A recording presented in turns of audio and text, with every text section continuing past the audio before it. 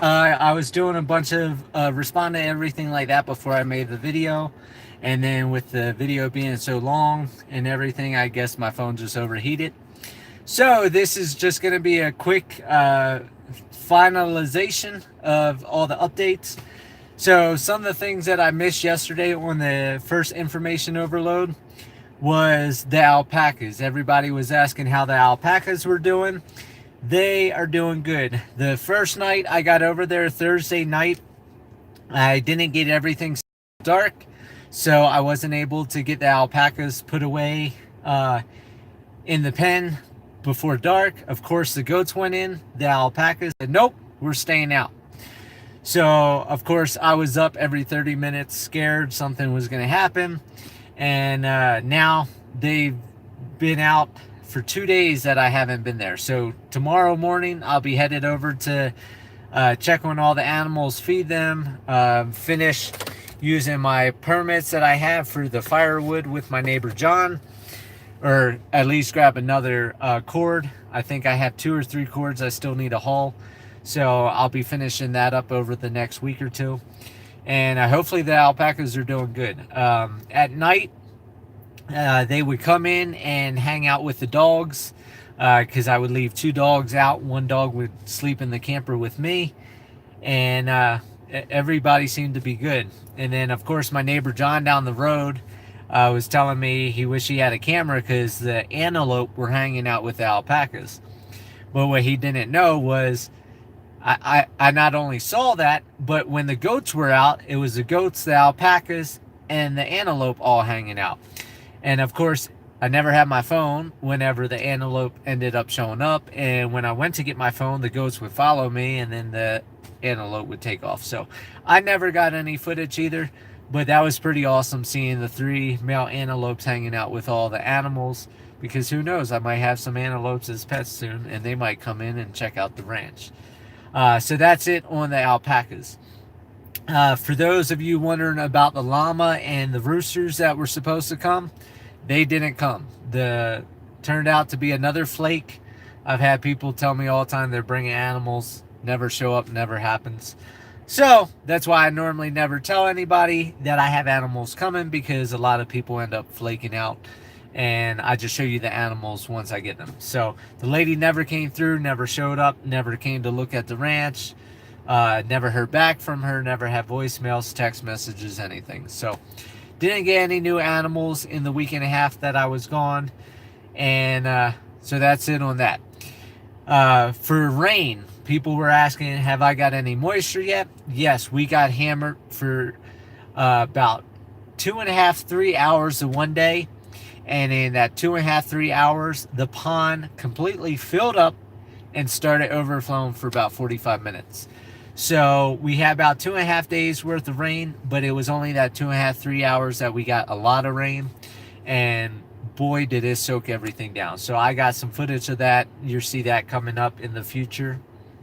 So I think that's all the updates that I missed at the ranch. And then I'm going to show you, because some people don't believe in the hooger culture bed thing idea that I'm coming up with. And so this hooger culture bed here at Hummingbird, I put a bunch of seeds in it but never watered it. Now I had a whole bunch of green beans come up, all the green bean plants. This whole thing was filled with green bean plants. Now, of course, without being watered, they fried in the sun, and that was the end of them. Well, I came home from the ranch after being gone for a week and a half and had these squash plants. Now, I'm going to see if I can do this. Try to look at the phone and look at the squash plants all at the same time. I'm not sure if I can do this. Anyhow, okay, you can see something. So here's my finger, here's the squash. There's another squash back here, and there's squashes all up and down this plant. Same thing with over here. There's squash plant there, or squash I should say. But anyhow, this is without watering. So I'm going to go ahead and start watering these, because I'm going to try to get some squashes before winter sets in, since they popped up and I've got extra water now with all the rain that we've had. The big cistern that was empty is about a third full. So it's not a lot of water that we have, but I'm not going to have to order water. So I just want to show that's how much greenery happens without even watering. So if I have hugelkultur beds at the ranch and I have a well that I can use to water up to an acre, and I only water once a week or say once a month, I mean, just think how much greener the hugelkultur bed would be and how much more I can produce. Now I went to town today, ran some errands, so I got all the plywood I need to do the septic box at the camper. I got another big spool of tie wire, and those 2 big bags up there are the food plot mixes.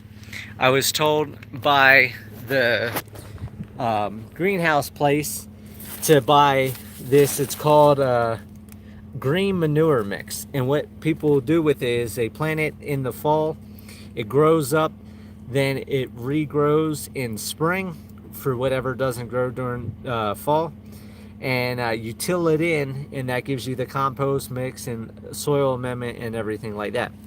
So what's in it? It's got Australian winter peas, common vetch, winter rye, oats, and hairy winter vetch. So I was told by them a 25-pound bag, I got 2 of them, cost $160 for the 2 bags, but I was told between the 2 bags it will do about half an acre.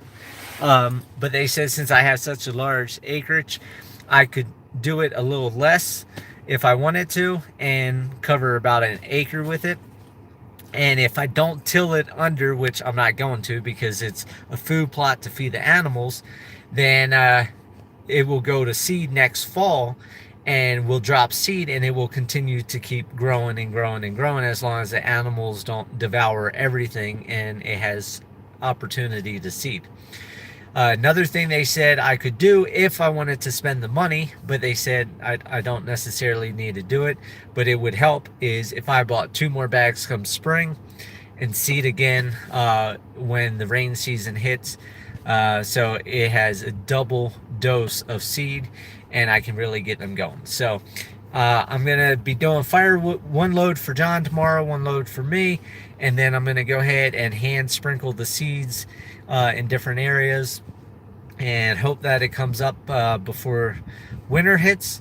And if it does, that will help feed the animals. And like I said, once I can get hugelkultur beds built at the ranch, hopefully I'll be able to get a lot of produce going, start feeding the animals, start feeding me, and start having some stuff to sell. So that's pretty much all the updates for now. The only other one that I've had questions on is when I'm going to start uploading videos again. I'm going to need at least another few days to try to get everything organized, grocery shopping, get bills caught up, do everything that needs to be done. And then I'll sit down and start doing videos, because with my internet connection, I don't have fast speed. So it takes a long time to edit videos.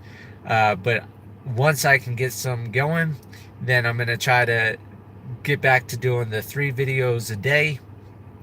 For those of you that really want a lot of content, I'll have the 3 videos a day until we get caught up, and then I'll probably cut it back down to either 2 or 1 video a day from then on out, just so I'm not constantly at the computer, because that's not what makes me happy. So I love having the videos because, like I said, I've looked at some of the videos in the beginning when I first started my channel, like Max, my puppy Anatolian Shepherd, watching him take his first steps and stuff like that, different videos that are popping up on my Facebook memories. It's just, you know, it's something to look back on, and, you know, in 50 years, 60 years, whatever, looking back, that really will jog a lot of memories and bring back a lot of good memories. So I hope everybody's having a good day. I'll talk to you guys later.